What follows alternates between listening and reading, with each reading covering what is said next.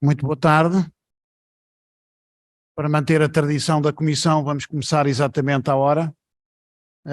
Sr. General Mário de Oliveira Cardoso, muito obrigado pela sua presença, por ter aceito este desafio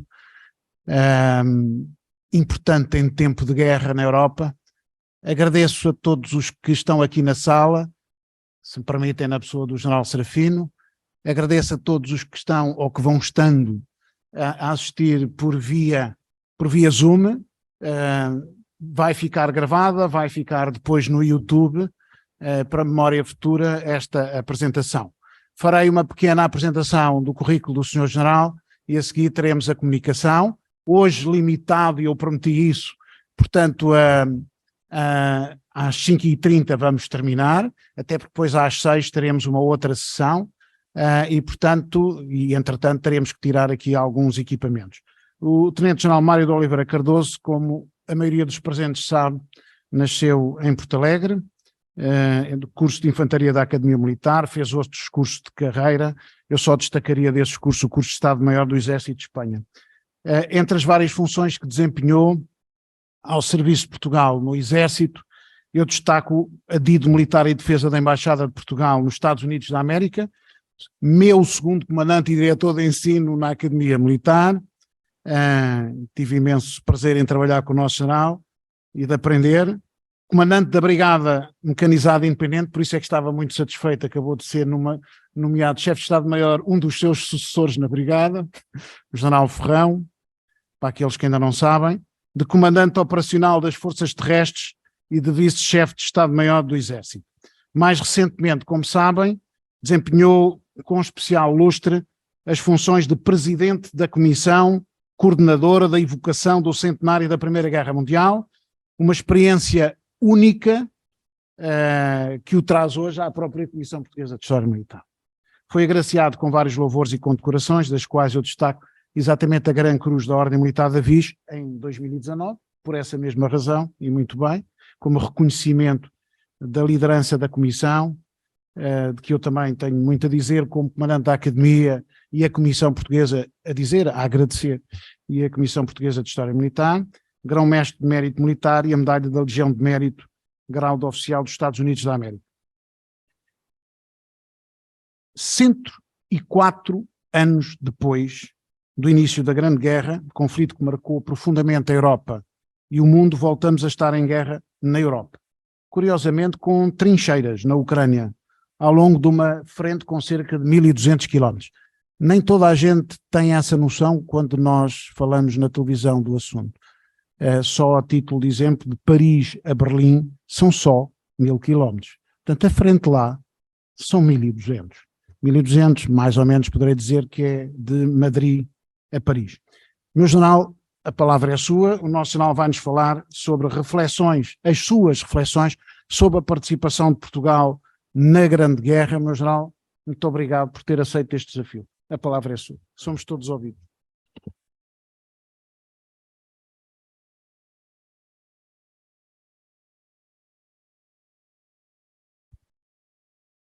Agradece, não é? Está bem, vamos isso.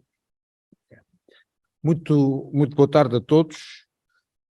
Cumprimento todos os presentes na sala, todos aqueles que nos possam estar a ver e a ouvir através das novas tecnologias.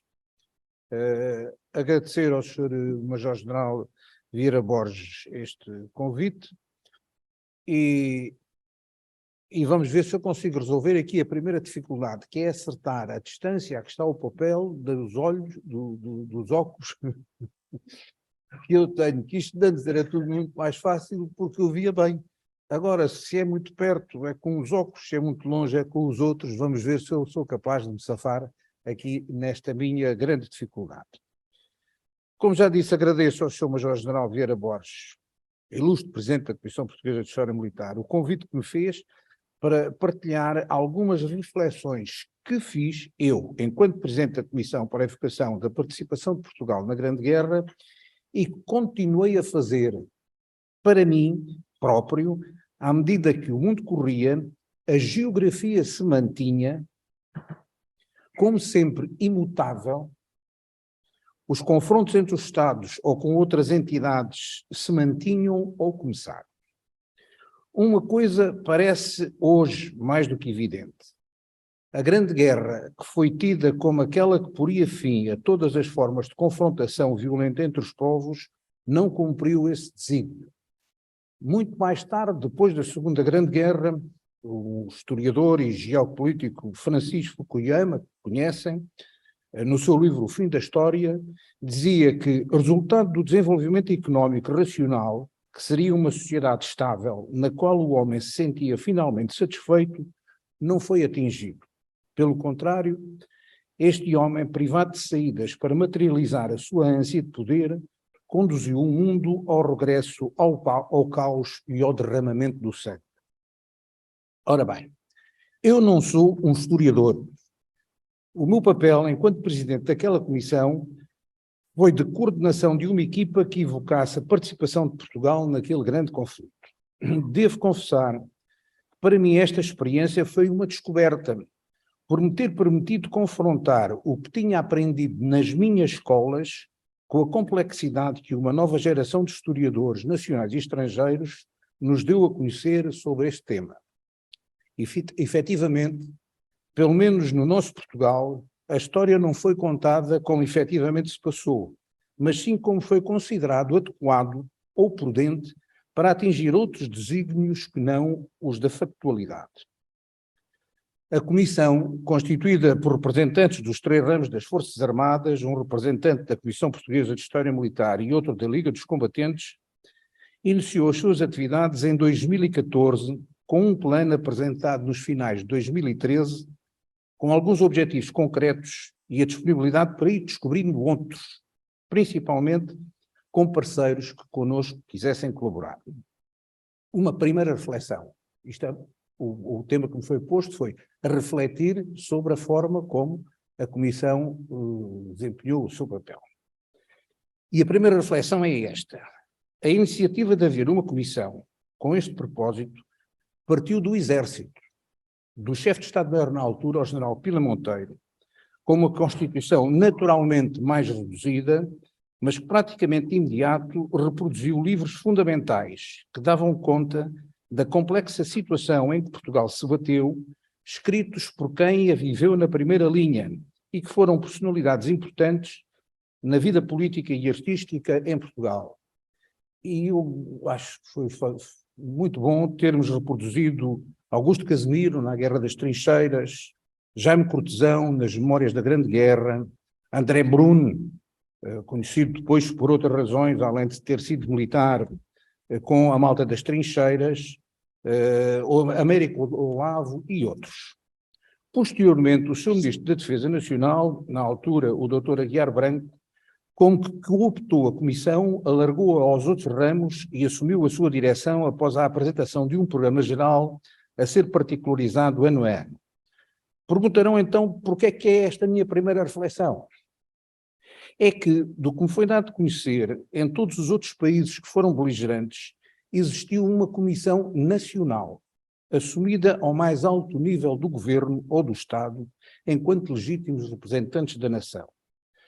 Para nós, o assunto foi como que um assunto pós-militares, que os militares iriam resolvendo, o que fizemos bem, e passe a modéstia, e soubemos chamar a nós, representantes dos agentes culturais, da educação, do povo. Mas esta sensação, desde logo sentida, teve para nós, Comissão, uma inequívoca manifestação de que deveria ser esse o caminho dos nossos contactos com outros parceiros, a percorrer quando já, em 1918, nesta mesma sala da Comissão Portuguesa de História Militar, apresentámos o livro O Diário de Campanha do General Tamagnini, que é uma edição da Comissão. E deixem-me recordar este facto. O anterior presidente da Comissão Portuguesa de História Militar, o meu camarada e amigo General Sousa Pinto, disse-me um dia no início das minhas funções: olha lá, tu já viste no Arquivo Histórico Militar o Diário de Campanha do General Tamagnini? Ao que eu respondi que nem sequer sabia que existia. Mas fui ver e descobri os 7 cadernos de oleado que, ao folheá-los, logo me apercebi da dificuldade em lê-los pela caligrafia, foram escritos todos à mão. que tinha na mão um material precioso para se perceber o que tinha sido de facto a participação de Portugal no Teatro de Operações Europeu. Procurando ainda mais um pouco naquele magnífico arquivo histórico-militar, com um acervo de um valor inestimável para o saber da história de Portugal, e magnificamente organizado, tive a oportunidade de consultar o auto de entrega do arquivo de Tamagnini, no qual o general manifestava a sua vontade de, em virtude, e cito, das circunstâncias políticas graves em que exerceu o comando, fazia questão que fosse mantida em reserva até novembro de 1968, o que foi cumprido. Manifestava ainda ao general Tamagnini o seu desejo de que o exército, e volto a citar, nomeasse algum historiador, militar ou civil, mas reconhecido com valor e capaz de arcar com a responsabilidade para organizar os factos históricos relacionados com a nossa participação na guerra de 1914 a 1918. Foram estes cadernos consultados depois de 1968 por diversos historiadores que nas suas obras a eles fazem referência, mas nunca como da forma como agora se fez, como Tamagnini desejava. A Comissão encontrou não um, mas 3 historiadores com os predicados pretendidos: o Sr. Major-General e Dr. Vieira Borges, a Sra. Professora Isabel Pestana e o Dr. Eurico Dias.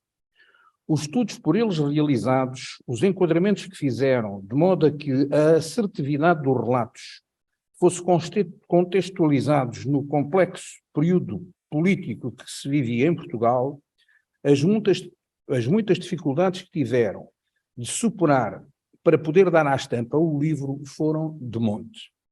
À medida que fomos lendo os relatos dos dias do comandante do Corpo Expedicionário Português, demos conta das suas angústias, resultantes da sua solidão e da falta de retaguarda de apoio, o governo de Lisboa, que lhe desse instruções políticas e resposta às necessidades de uma guerra para a qual a preparação tinha sido insuficiente e que necessitava de uma sustentação que de todo não existia, bem como da divisão que graçava no contingente do Corpo Expedicionário, em particular no seu corpo de oficiais, não unidos na sua condição militar, o que ainda é mais grave quando em campanha.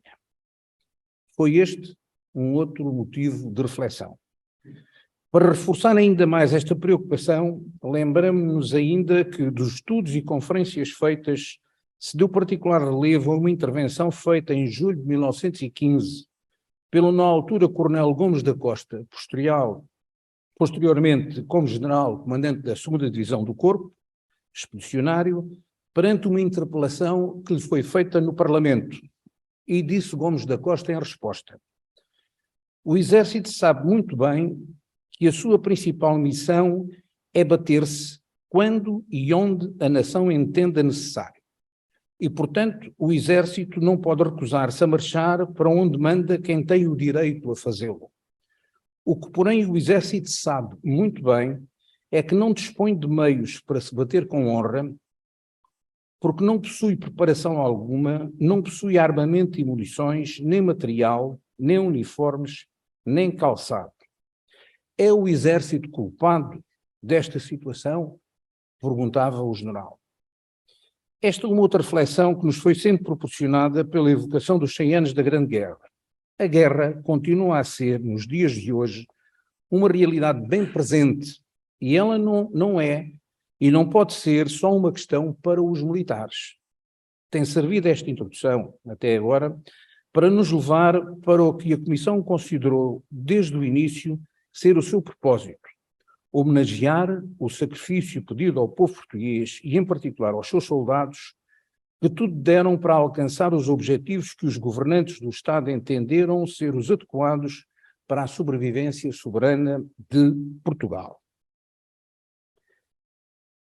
Como dissemos logo no início, como dissemos logo no propósito da Comissão, a nós, enquanto Comissão, não nos preocupa, nem nos preocupava, enquanto Comissão, que existam perspectivas históricas divergentes ou mesmo contraditórias que revelem as nossas fraquezas na condução política e militar da guerra, ou que sejam evidenciadas as nossas qualidades individuais ou coletivas. Preocupa-nos, sim, se a discussão que se pretende que exista se alheia ou ignora o sacrifício do soldado português, que, uma vez mais, na sua já longa caminhada, deu sempre tudo, e tudo para o soldado é a própria vida. Este endereço, no site que foi construído e que continua em vigor, permite ter acesso praticamente a tudo o que foi feito entre 2014 e 2018. Apraz-me ainda referir que o desenvolvimento das nossas atividades foi sendo reconhecido por outras entidades e instituições, como foi o caso da Assembleia da República, como foram de muitas associações, autarquias, algumas escolas e universidades. Que desse intercâmbio resultaram protocolos de significado, como foram os casos da RTP, do CTT, da Fundação Carlos Gulbenkian, da Universidade Nova de Lisboa, da Revista Militar e muitos outros. E houve duas iniciativas que claramente excederam os objetivos propostos, a abertura de duas linhas de investigação. Uma no Instituto de Defesa Nacional, com o título Pensar Estrategicamente Portugal, a inserção internacional das pequenas e médias potências e a Primeira Guerra Mundial, e que teve como investigador principal o professor Dr. António Paulo Duarte. Na Academia Militar, Tipologia da Conflitualidade e Beligerância Portuguesa na Grande Guerra, com o professor Dr. António Telo como investigador principal. Delas resultaram seminários nacionais e internacionais e testemunhos escritos que permitiram apresentar novos elementos para um melhor conhecimento da história de Portugal daquele período e que, estamos certos, constituem para o futuro novas fontes de investigação. Foram mais de 30 os livros e publicações editadas no âmbito do trabalho da Comissão. Também é justo referir o empenho que foi único do Ministério da Defesa Nacional, proporcionando recursos para concretizar as propostas que a Comissão foi apresentando. Não posso deixar de referir que as duas presidências da República deste período estiveram presentes em Portugal e em França em eventos importantes nacionais e internacionais. Mas, e na continuação de uma primeira reflexão que fiz sobre o facto de Portugal, ou de em Portugal, se continuarem a entender que há coisas dos... falta uma folha aqui. Que há coisas dos militares que até parece que não são donação, há outras, vá lá, lamentações, se quiserem, que eu posso aqui fazer e devo. Da Grande Guerra fica a ideia que falhou a ligação político-militar, condição essencial para que a estratégia militar possa contribuir para a estratégia dita de total, a do país, da responsabilidade do governo. Fica também a sensação que quem não se lembra do passado está condenado a repeti-lo. Esta é uma frase que foi por mim usada muitas vezes, é uma expressão de António Santayana, filósofo espanhol do início do século XX. Fica a evidência de que este conflito, com causas que foram menores face à dimensão que acabou por ter, teve afinal consequências que são, ainda hoje, razão para a continuação da violência e constituem desafios à procura de uma solução. Fica também claramente assumido que em Portugal as famílias dos antigos combatentes como que despertaram para o reconhecimento do seu sacrifício, que este sentimento que sentimos ter sido genuíno constitua estímulo para que os combatentes portugueses de outras guerras mais próximas dos dias de hoje não tenham que esperar 100 anos para serem também assumidos com o mesmo orgulho. Ao longo destas evocações, acompanharam-nos frases que ouvimos ou lemos por entidades bem diferenciadas e que exprimem de forma bem vincada este nosso pensamento. Há já alguns anos ouvi no antigo Instituto de Estudos Militares o Dr. Josué Roy, na altura chefe da comunidade judaica em Portugal, dizer: o exercício da memória é importante para não se perder a identidade. Já mais recentemente, numa crónica habitual do Expresso, o psiquiatra José Gameiro glosava este tema da memória utilizando a pergunta de um filho ao pai quando da morte de um dos avós. Pai, quando nós morremos, quanto tempo ainda ficamos na cabeça dos que nos conheceram? Estas são razões que nos levaram a tentar ajudar a criar uma saudável, por verdadeira memória coletiva. Por isso não deixou de ser, com alguma tristeza, que lamentamos que da parte de muitos comunicadores, alguns tidos como intelectuais, apenas fizeram eco do que foi mau, da desgraça, esquecendo que sobram motivos para nos sentirmos honrados por ter tido avós que se bateram por uma causa. O que gostaríamos que um dos resultados destas evocações pudesse ter sido, ou pudesse ser, a inversão deste sentimento doentio de autoflagelação, sem que, contudo, a verdade seja posta em causa. E essa verdade parece consensual nos dias de hoje, principalmente se acompanharmos historiadores contemporâneos como o professor Severiano Teixeira, António Telo, Pedro Aires Oliveira, João Paulo Oliveira e Costa, por exemplo, e há mais, nos têm transmitido como resultado das suas investigações.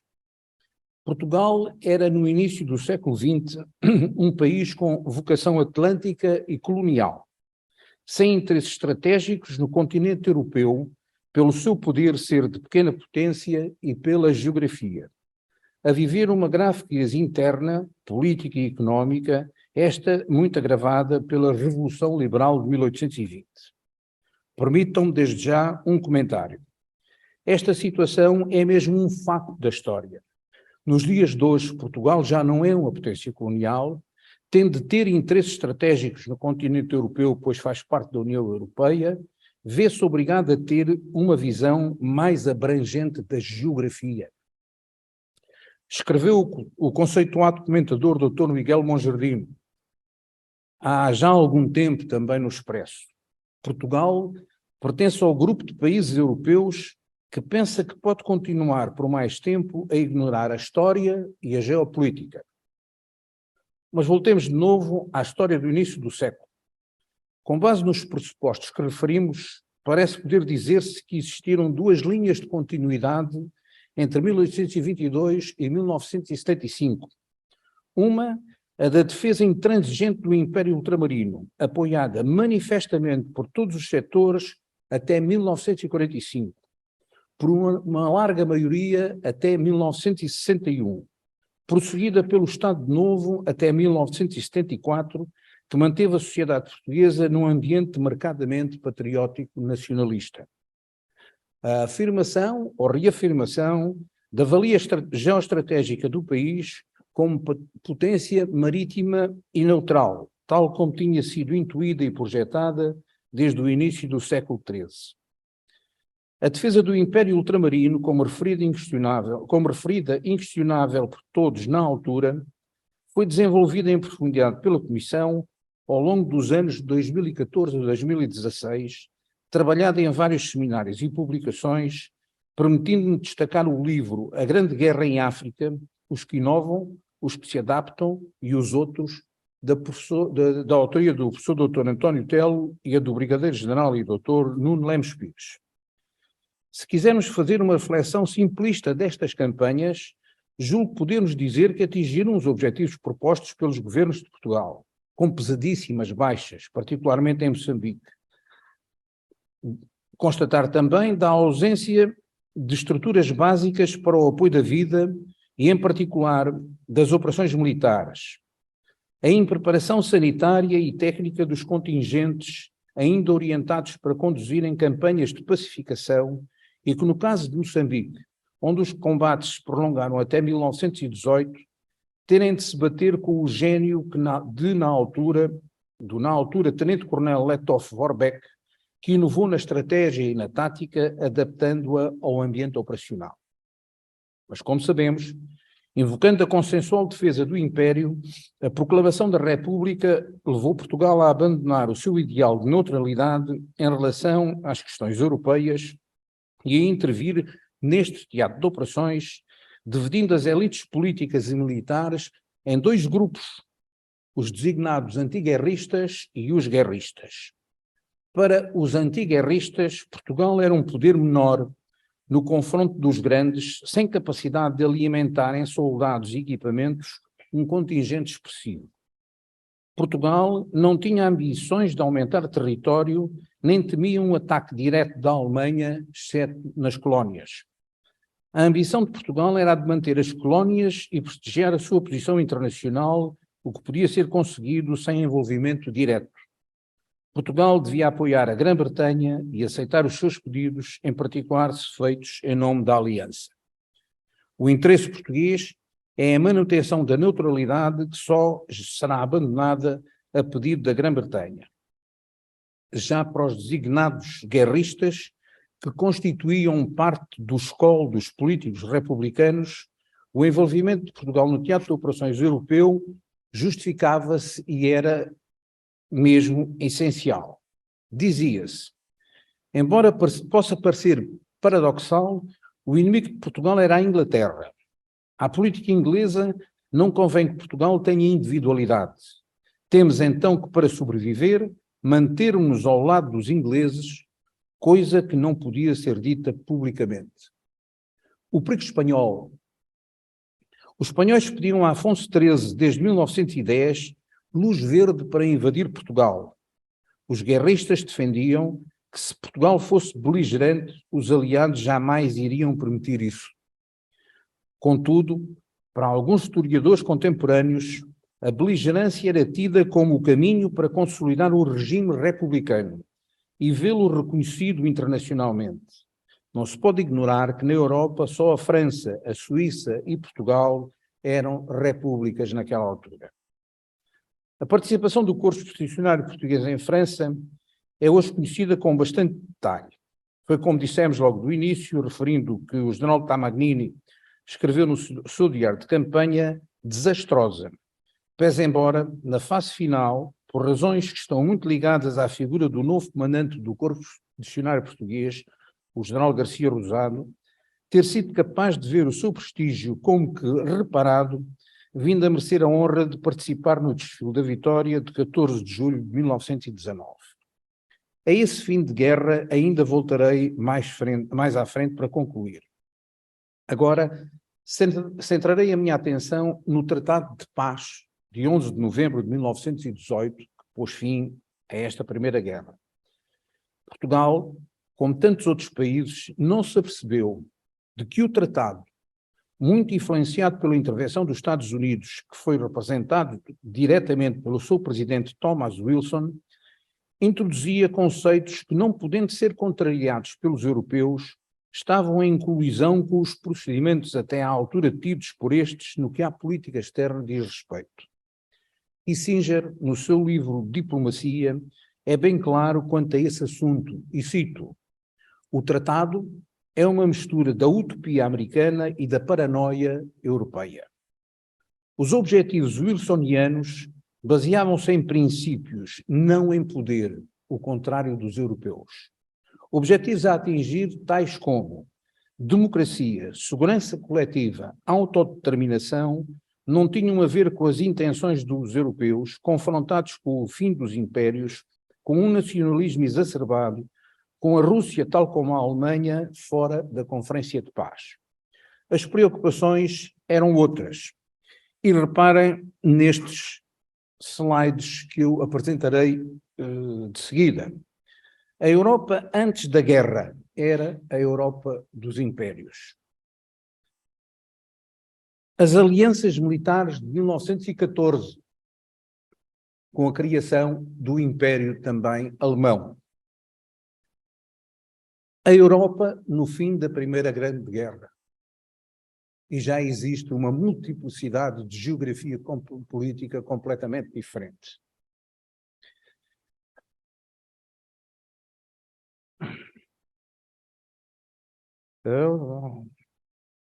Acho que me enganei aqui nisto. Enganei-me aqui. A França, no fim da Primeira Guerra, temia os efeitos da superioridade da Alemanha, que não tinha sido destruída. Receava que esta se desenvolvesse económica e militarmente. Desejava mesmo que fosse controlado o seu poderio militar. A Itália desejava o desmembramento do Império Austro-Húngaro. Era o seu rival mais perigoso. Na altura, parecia que ninguém estava preocupado com a Rússia, que estava mergulhada na revisão bolchevique.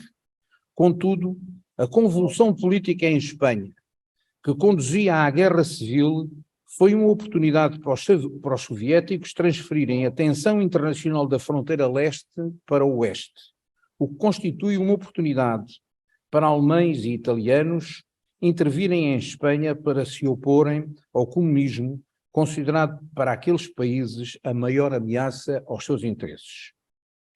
O elencar da autodeterminação dos povos como objetivo a alcançar não foi considerado por Portugal, que acabou por se ver isolado em termos internacionais no que respeita à legitimidade da sua autoridade sobre os territórios ultramarinos, com as consequências que bem conhecemos.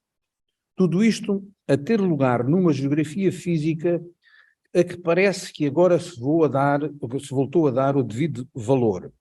Reparem, eu vou tentar encontrar, reparem o mapa físico da Europa. É este o mapa físico da Europa. Permitam-me que aponte aquela llanura, como ali está, que este mapa é espanhol, llanura europeia oriental. Reparem onde estão os montes, as serras, os Alpes, os Cáucasos, etc. Reparem o sítio onde hoje os conflitos se desenvolvem.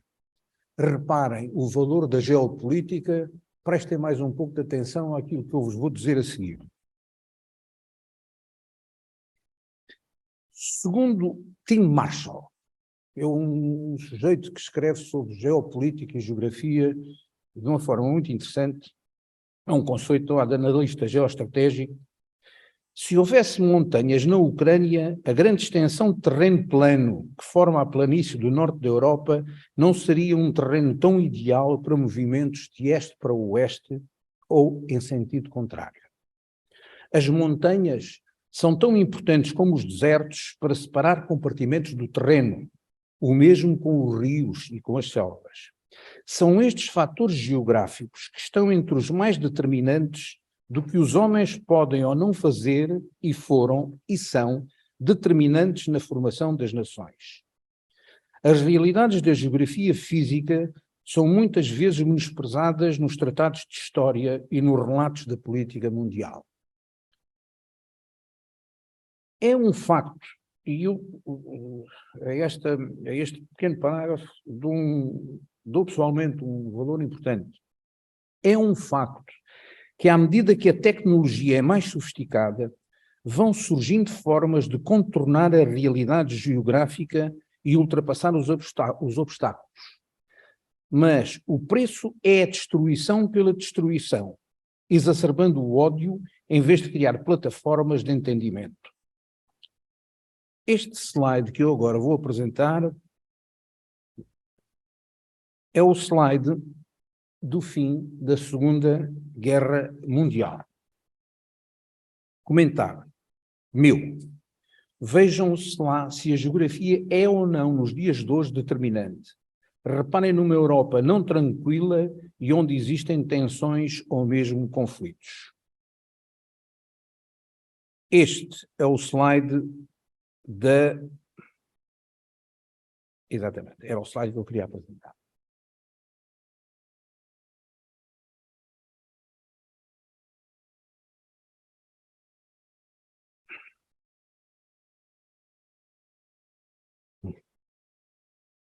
Quando do encerramento das atividades da Comissão, havia, como julgo ser natural nestas circunstâncias de eventos, a terem lugar num espaço dilatado no tempo, projetos por cumprir. Mas a boa vontade de muitos permitiu que a concretização de dois, já em 2022, nos encheram de alegria. Um foi a construção de uma réplica do avião SPAT-7, que foi pilotado por aviadores portugueses na Grande Guerra, de entre os quais se destacou Óscar Monteiro Torres, a primeira baixa em combate da aviação portuguesa. Está hoje no Museu do Ar em Alverca e que, tendo sido uma ideia nascida na Comissão, foi realizada pela Força Aérea com um empenho muito grande do Tenente-General António Carlos Mimoso. Outro foi a conclusão dos trabalhos de investigação da linha da Academia Militar, coordenada pelo professor António Telo, com a publicação do livro Portugal e o Fim da Grande Guerra, O Renascer da Fênix, da sua autoria, sendo também coautor o Dr. Jaime Ferreira Delgado. Este livro permite-nos acompanhar a reorganização do CEP, Corpo Expedicionário Português, depois de Lalis, o seu empenhamento operacional até o armistício em 11 de novembro de 1918 e também, de não menos importância, a estabilização da vida política em Portugal. Todo o livro é motivo de reflexão para compreender o passado, mas também com ele aprender, embora saibamos que o passado não se repete. Aliás, julgo, e seja permitido aproveitar esta oportunidade para sugerir à Academia Cultural, da qual a Comissão Portuguesa de História Militar é importante membro, que devia completar os estudos que já fez sobre a Primeira Grande Guerra e sobre a Guerra do Ultramar, analisando este espaço entre o fim daquela e o início desta. É um período de grandes decisões e Portugal conseguiu ser neutral, manter a integridade territorial que tinha e fazer parte da importante organização dos vencedores, a NATO, em que hoje todos depositam a esperança de poder continuar a haver esperança. Assim, a condução da guerra tinha obrigado os Estados a uma maior intervenção na vida pública. Era necessário estabelecer prioridades na indústria, coordenar os racionamentos, organizar a vida das sociedades, onde o sindicalismo ganhava força e as mulheres entravam no mundo do trabalho. O Estado liberal, que estava em crise em 1914, morre no essencial entre 1919 e 1939. A situação é caótica com o desfazer dos 4 grandes impérios e o aumento de tensões entre os Estados limítrofes, Turquia, Grécia, Rússia, Polónia e outros, o que veio a dar origem a 4 grandes variantes da estrutura política. Numa minoria, o Estado liberal evoluiu para democracias de massas, onde intervém diretamente na vida económica para controlo da distribuição da riqueza criada, onde a população vota e escolhe os seus representantes. Exemplos são os Estados Unidos, a Grã-Bretanha, França, países escandinavos. Noutros, a contra-revolução instala de imediato ditaduras, mais ou menos musculadas e marcadas pelo regime de partido único, a Itália fascista, grande parte dos Balcãs, as Américas do Centro e do Sul. Há ainda regimes ditatoriais ambíguos, onde o Estado intervém fundamentalmente com a preocupação de instalar um processo social, mas sem democracia. Estados há, casos da Alemanha, Espanha, Portugal, em que as convulsões não levaram de imediato a ditaduras, mas sim a regimes democráticos instáveis que acabam em ditaduras de direita. Num único caso, vence uma ditadura de esquerda, a Rússia, que não tarda a transformar-se num dos mais totalitários regimes de sempre. Portugal tem neste período um percurso algo original que merece, em nosso entender, o tal estudo mais profundo e discutido na forma como encaramos a nossa história. Toda a instabilidade que se vinha vivendo desde a implantação da República, agravada pelas questões da guerra, é potenciada pelo regresso do Corpo Expedicionário Português. Só que em dezembro de 1917, um ilustre desconhecido, que nem sequer é oficial no ativo, no comando de qualquer unidade, cria um acampamento militar na mítica Rotunda em Lisboa, berço da República, enquanto apela à revolta contra o poder radical, falando sempre em nome de Portugal e do interesse nacional e reafirmando o seu respeito pelos compromissos internacionais. É Sidónio Pais. A população de Lisboa adere. Os grupos civis armados, começando pelos de Machado dos Santos, aderem também.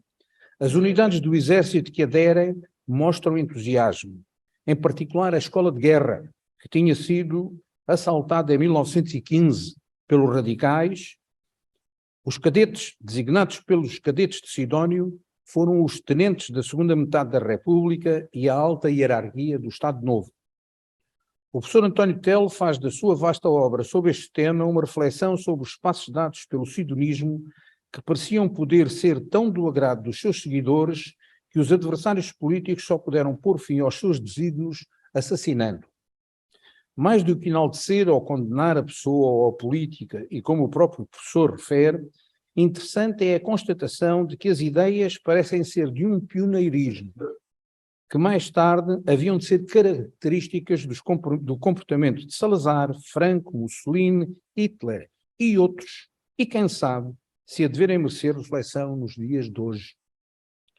São elas as ideias: conquistar as Forças Armadas, conquistar o poder, reformar, criar uma doutrina e, por fim, e só por fim, criar o partido.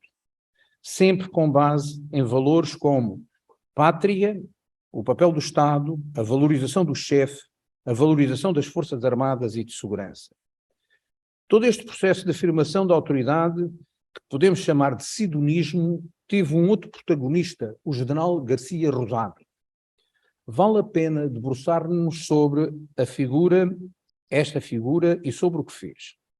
Garcia Rosado foi nomeado chefe do Estado-Maior do Exército em dezembro de 1917, comandante do Corpo Expedicionário Português em substituição do general Tamagnini em 24 de agosto de 1918 e, de novo, chefe de Estado-Maior do Exército a partir de 1919. Monárquico assumido, tinha iniciado muito jovem uma brilhante carreira militar com missões na Índia e em Moçambique. A elevada postura ética e a grande competência profissional levou-o a ser escolhido para ajudante de campo do rei Dom Carlos e depois do regicídio de Dom Manuel II. Uma vez proclamada a República, assinou convictamente, como todos foram obrigados a fazê-lo, mas ele assinou convictamente o documento obrigatório que o vinculava como oficial do Exército, no ativo, e o dever de defender a pátria e as leis da República. Os militares devem defender a nação e não os regimes que a governam. Era essa a sua posição.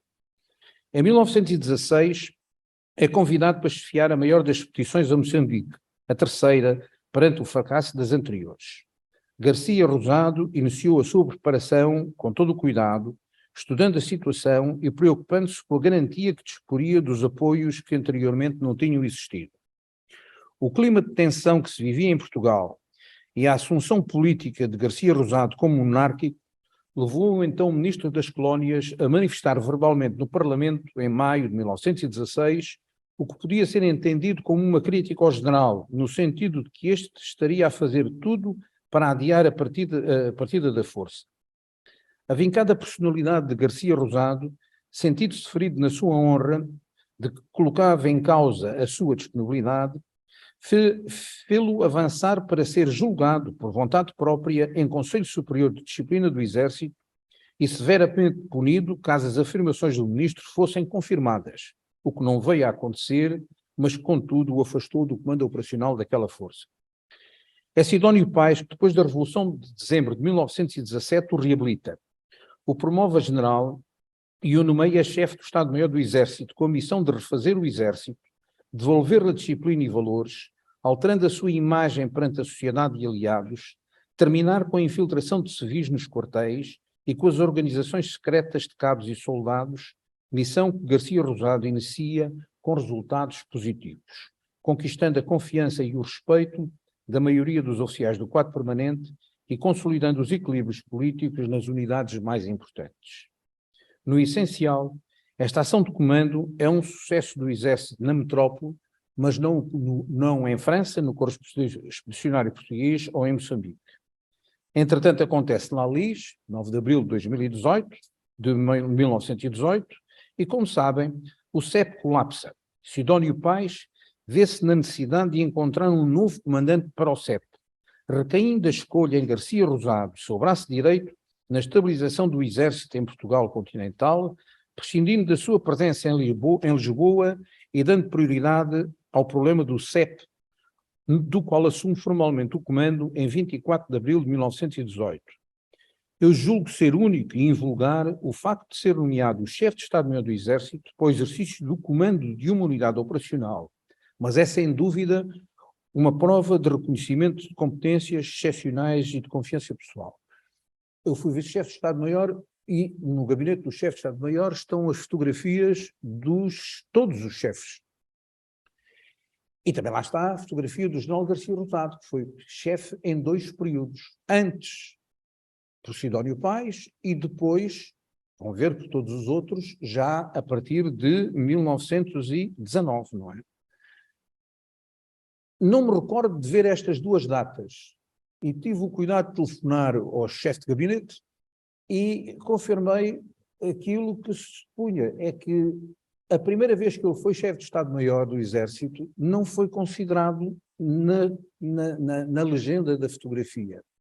Mas uma das coisas que Sidónio Pais, ou que é relatado neste livro do professor António Telo, é que a presença dele em França dava-lhe um valor, e junto dos ingleses com quem se conseguiu relacionar bem, coisa que Tamagnini nunca conseguiu fazer, o general Garcia Rosado falava em nome do Exército, porque ele era também o chefe do Exército. Isto é muito curioso. Por isso mesmo é que eu acho que isto deve ser estudado por quem gosta de estudar a história.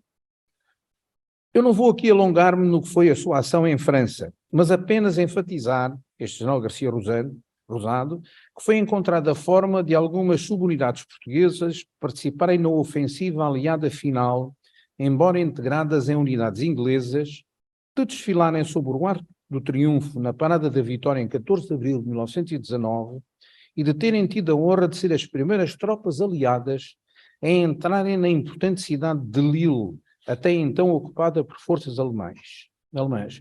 Por isso, e se um dia forem a Lille, isto também foi uma descoberta que eu fiz, isso foi quando fui pouco tempo, umas quantas forças terrestres, mas digo, por isso Lille ostenta no salão principal da sua mairie, da Câmara, a condecoração portuguesa da Ordem Militar de Torre-Espada, um gesso enorme que está no teto.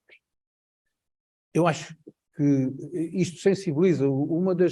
Quando foi das evocações em França e na presença do nosso primeiro-ministro e do Presidente da República, houve uma recepção nesta sala de Lille e a constatação de que no teto está em Ponte Grande a Torre-Espada portuguesa é algo que sensibiliza e como aquilo estava cheio de imigrantes, foi extremamente interessante eles também terem conhecimento disso, porque também não o sabiam até esta altura, não é?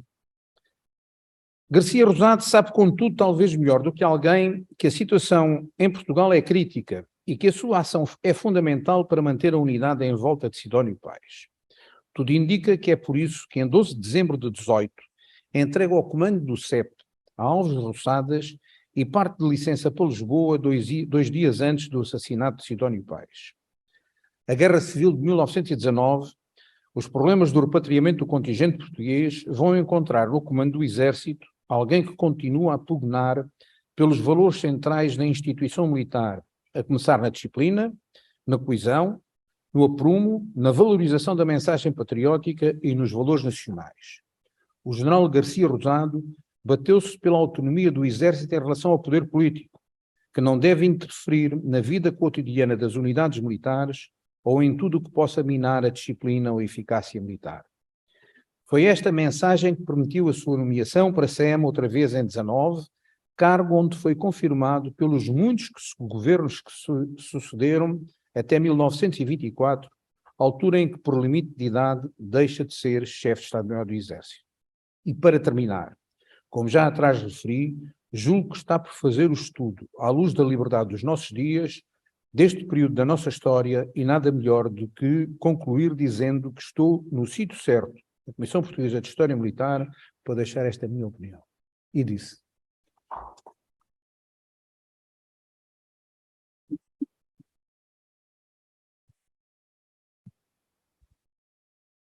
General, muito obrigado por este momento de reflexão também, de aprendizagem, de lições aprendidas para todos nós, mas de muitas mensagens. Curiosamente, e se me permite, Garcia Rosado faz parte desta obra editada pela Comissão Portuguesa de História Militar, pelo meu antecessor, que eu tive muito prazer em colaborar. Curiosamente, quem faz o texto de Garcia Rosado fui eu. E, portanto, estava a ouvir com especial atenção.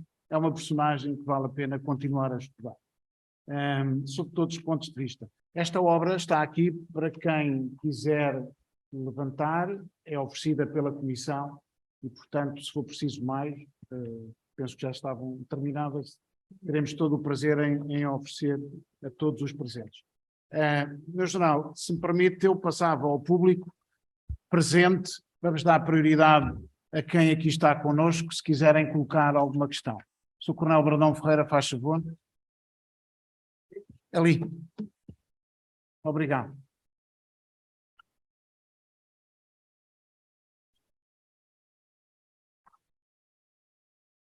Boa tarde a todos, no geral, nos generais. Olha, eu acho que esta sua palestra hoje devia ter sido nada, não a nós, não aqui, mas na Assembleia da República com o Governo presente. E quero lhe dizer que, em geral, na generalidade, não tenho discordâncias a apresentar em tudo aquilo que disse, o que torna difícil agora a minha intervenção. Ou em fazer-lhe determinadas perguntas.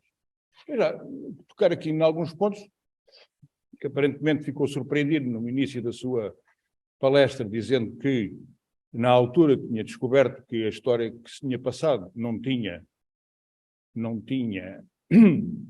afinal, não correspondia nada àquilo que se tinha passado.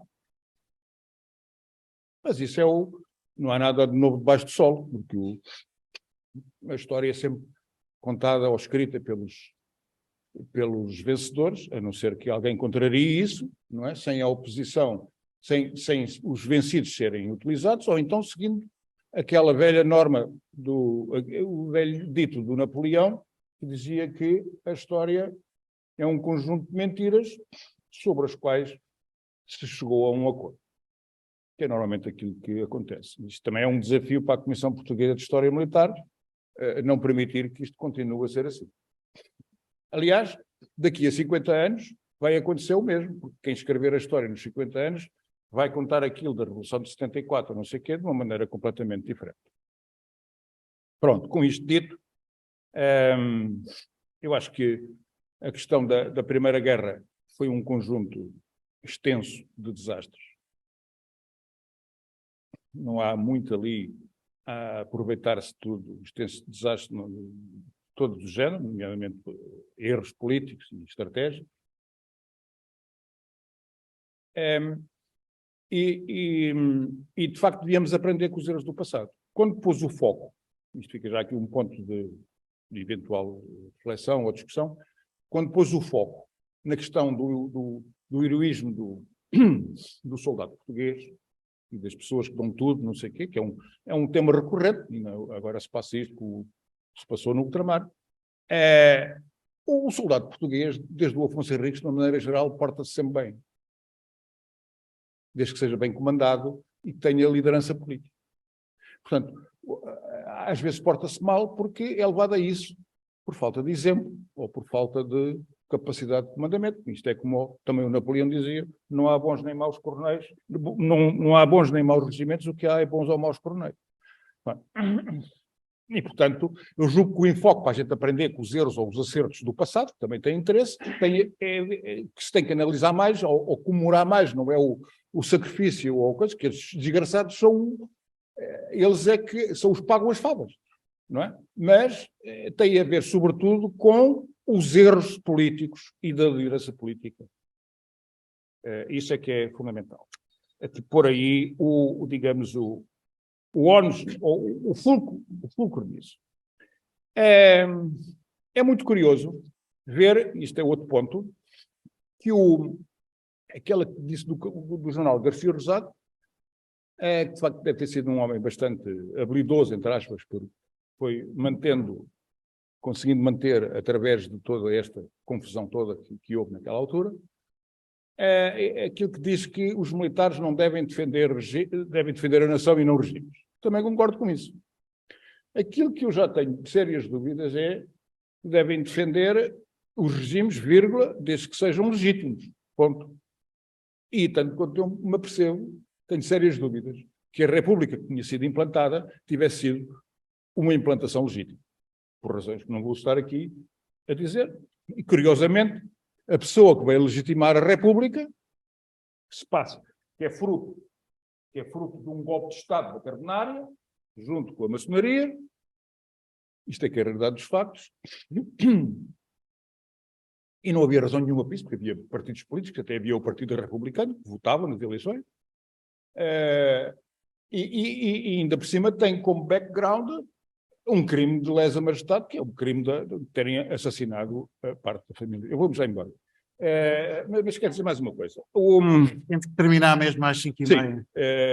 Portanto, este é o último ponto, relativamente à questão do ultramar ou da defesa do ultramar, que foi uma das coisas fulcrais na República. E isto já é uma questão que eu tenho alguma dúvida aqui. Isto foi uma coisa nacional, e era uma coisa nacional de 600 anos. Não era de 600 meses, nem de 600 dias. E era mesmo nacional, porque ia desde a família real ao último dos cidadãos. Isto começou a ser posto em causa, eu julgo que não naquilo que me disse, que eram nos meados do século V, mas a primeira coisa que é preciso dizer é que isto foi, pela primeira vez, posto em causa, em Portugal, desde 1921, e pela primeira vez, pela criação do Partido Comunista Português. Porque passou a obedecer ao Comiforme e ao Comiterno. É bom que a gente chama os dois por nomes. Porque nem sequer tudo aquilo que era conhecido pelo reviralho, que eram as forças que vinham da Primeira República, ou que apoiavam a Primeira República, eram contra a defesa do ultramar, antes pelo contrário. Portanto, isto só mudou, e aqui é que eu tenho dúvidas, porque isto não está ainda devidamente elucidado, mudou no fim dos anos 60. Tem a ver ali com os problemas que houve ali em Coimbra, lá na Universidade, que é fruto do Baile de 68, e eventualmente depois o encontro entre o PC e o PS em Paris em 73. E, portanto, só a partir daqui é que estas forças, não o país, é que perde, nem sequer o MFA pôs em causa, no princípio, a defesa do ultramar. Obrigado. Não, eu não tenho nada a dizer ao Brandão Ferreira, ele fez um comentário, ele fez o comentário que entendeu, e, como sempre, de uma forma assertiva. Apenas referir, isto é sugestão até aqui do Vieira Borges, eu falei 2 vezes na Assembleia, em duas conferências. Uma primeira no início das sessões e uma segunda onde fiz também já uma espécie de comentários e onde várias vezes chamei a atenção de que as questões dos militares não são para ser resolvidas só pelos militares. Os militares são envolvidos nas questões das nações. Os militares apresentam propostas, sugestões e cumprem as ordens que são depois definidas por quem tem o direito de os fazer, que são os governos, aqueles que representam efetivamente a nação. Sobre essa questão do ultramar, a questão do ultramar é vivida de uma forma demasiado emotiva ainda, porque precisa dos tais 50 anos, se calhar mais, para poder voltar a falar-se. Mas a intervenção de tudo aquilo que eu li, aquela intervenção wilsoniana, como se diz, a dominância, quando a América começa a ser tida como um poder alargado e universal e aparece com a autodeterminação, porque ela própria, a América, tinha sido colónia e, portanto, tinha que libertar. Quando muitos dos países que fizeram a Primeira e a Segunda Guerra utilizaram soldados das suas colónias, coisa que nunca aconteceu conosco, aí uma das formas de reconhecer esse sacrifício que eles também fizeram foi a de abrir portas à libertação e à independência dessas mesmas colónias, que depois se transformaram em países.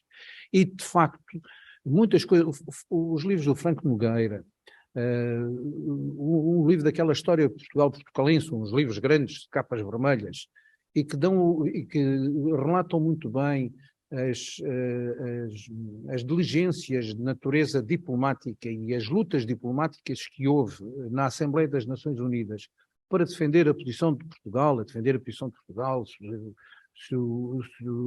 se a gente tinha colónias, se passámos a ter províncias, se o Portugal era todo, está ainda por fazer de uma forma esclarecida e desapaixonada e sem que haja uma necessidade de criticar de uma forma negativa tudo aquilo porque nós passamos. Porque nós temos esta tendência muito grande de dizermos mal de nós próprios e de não nos considerarmos a nós. Veja-se o caso dos jornais de hoje, por causa do raio dos brasões, das províncias ultramarinas, ou das colónias, ou dos distritos, que antes eram em Flores e em coisas que estavam em frente do Palácio de Belém e agora estão em Calçada, o que significa que perpetuam ainda mais a loucura da nossa história. Mas todos os loucos têm uma história e as loucuras são sempre boas. Muito obrigado, meu general. Uma última questão, então, mas sobretudo o que fica, faz favor de se dirigir. Meu general, é a obra, o que ficou foi a obra, a produção de obra pela incentivada e apoiada pela Comissão, isso foi muito importante. Faz favor. O que eu tenho a dizer não é extremamente importante, mas de qualquer modo tem alguma relevância. Eu sou madeirense e durante a Primeira Grande Guerra houve uma série de madeirenses, não posso precisar, mas talvez entre a meia dúzia e a dúzia que morreram na Madeira. Porque houve um submarino que foi ao Funchal e, sabendo a capacidade da bateria de Costa, que o meu avô era o comandante, ele colocou-se para além dessa capacidade da bateria e bombardeou bastante o Funchal, tendo então morrido conterrâneos meus. Era só este assunto que queria... Lembrou, porque muitas vezes não se sabe, e nós fizemos, no período da Comissão, umas sessões na Madeira, no Funchal, com referência precisamente a esse facto. Obrigado. Muito obrigado. Eu permitam-me, tenho que terminar a sessão, vamos ter novo evento, agradecer a presença de todos, as intervenções, e para quem nos está a escutar, eu permitam que daqui estou a ver dois historiadores que se têm dedicado a esta temática e que fazem parte da Comissão, do Conselho Científico. Saúdo o Coronel David Martelo e o Coronel Miguel Freire. Um abraço, eu não vejo aqui outros, um abraço para eles que também tiveram presentes nestes projetos, nomeadamente o Miguel Freire, e com pessoas que estão também aqui na sala. Eu queria pedir a todos uma salva de palmas para o nosso general, em agradecimento por esta colaboração e marcar, ainda não tem marcar a sua presença com algo diferente que ele não tem de certeza, e estas duas obras fazem parte de uma nova coleção de alguém que conheceu também, do general Penedo Barata, a primeira do Carlos Filipe Afonso, conhece bem o pai, mas também conhece o filho, foi comandante dele, e do Jorge Pereira Araújo do Porto. Muito obrigado, muito obrigado a todos e até à próxima. Muito obrigado.